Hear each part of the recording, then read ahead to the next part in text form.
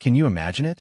A military uniform, once a symbol of honor and loyalty, turned into fabricated evidence to condemn an innocent person.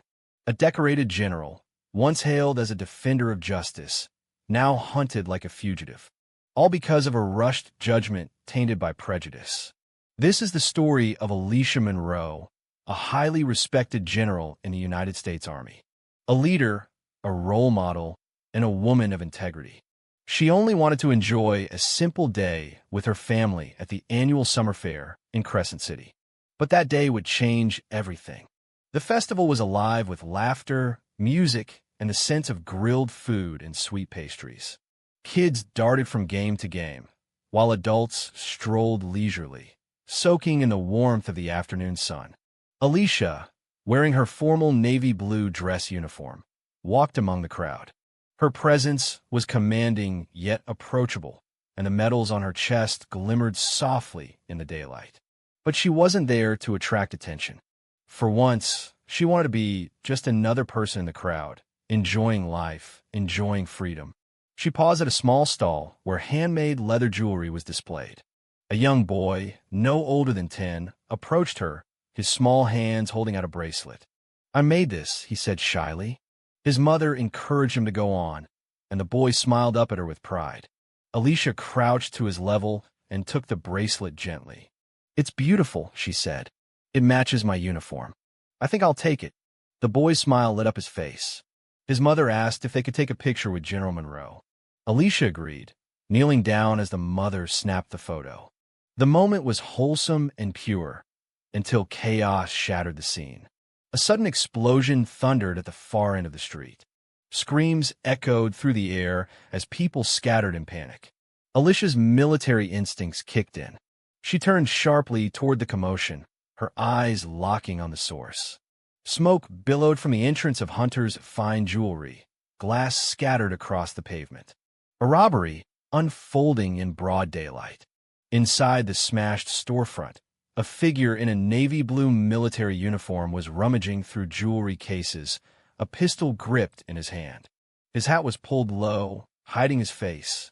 A brave bystander shouted, "Stop him! He's stealing." But the thief didn't hesitate. He vaulted over the counter and bolted through the front door. A police officer, just arriving on scene, pulled his weapon and barked, "Freeze!" Hands in the air. 2 sharp gunshots rang out. One bullet slammed into a street sign. The other shattered the window of a nearby coffee shop. And then the thief vanished into the terrified crowd. The wrong target. Detective Ryan Holt, a seasoned officer in Crescent City's police force, received the alert over his radio. Armed robbery at Hunter's fine jewelry. Suspect male, wearing a military uniform, fleeing toward the fairgrounds. Holt's stomach twisted. A suspect in uniform? He scanned the crowd, and then he saw her, General Alicia Monroe, in her navy blue uniform, standing tall among the civilians. His instincts screamed at him. She matched the description. Without hesitation, he grabbed his radio. Suspect sighted. Requesting backup. Fairgrounds entrance. He moved quickly, one hand on his holster, his gaze fixed on Alicia. She was smiling, talking to a vendor, unaware she had just become the prime suspect in Holt's mind. "Stop right there." Holt's authoritative voice cut through the crowd. Alicia turned slowly. "Are you talking to me?" she asked, her tone calm but edged with suspicion. "Yes." Detective Ryan Holt. "Crescent City PD. I need you to answer a few questions." People nearby stopped what they were doing, watching as a police officer approached the distinguished general. Whispers rippled through the crowd. "Is there a problem?" Alicia asked, her gaze narrowing. "There's been a robbery," Holt replied. Witnesses described the suspect wearing a military uniform. "You were seen near the crime scene. You think I robbed a jewelry store?" Her voice was cold steel. "I'm General Alicia Monroe of the United States Army. I'm here at the fair with my family." Holt's grip on his holster tightened. His orders were clear: suspect in military uniform. His radio crackled again. "Backup and K-9 unit en route." Escalation. A police cruiser screeched to a halt.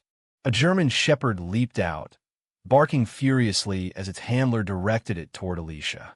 Holt raised a hand. Step back. Alicia took a slow breath, raising both hands slightly. This is a mistake, she said. Call off your dog. But Holt didn't listen. The K9 lunged. Alicia sidestepped with military precision, narrowly avoiding its teeth. This is excessive, she barked. You're targeting an innocent woman. The crowd around them grew restless. People pulled out their phones. Some shouted protests. Others live-streamed the confrontation. And then Holt did the unthinkable. He drew his cuffs. You're under arrest, he said. For what? Alicia demanded. Suspicion of armed robbery. You just made a terrible mistake, she warned. But she offered no resistance as Holt cuffed her. The crowd erupted in outrage. This is racial profiling. She's a hero. Let her go. But Holt ignored them. His focus was on following orders, even as he ignored the truth staring him in the face. The interrogation. At Crescent City PD headquarters, Alicia was led into an interrogation room. Her hands were still cuffed. Detective Holt sat across from her, joined by Captain Marcus Denton, a hard-faced man with little patience.